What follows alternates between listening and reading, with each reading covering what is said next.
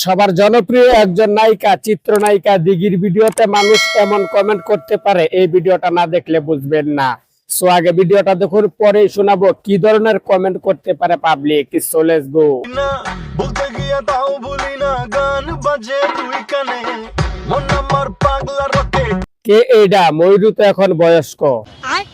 আমি প্রথমে মনে করেছি কেউ শয়তানি করে এআই দিয়ে মমতাজ আপাকে নাচাচ্ছে।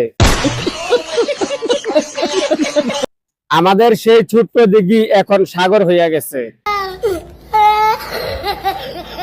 এই বুটকিকে দিয়ে কিচ্ছু হবে না। অনেক বড় হয়েছে হাইব্রিড বাম্পার ফলন। নষ্ট গাড়ি ঠিক করে বেচলে আবারও কিছু দাম পাওয়া যায়।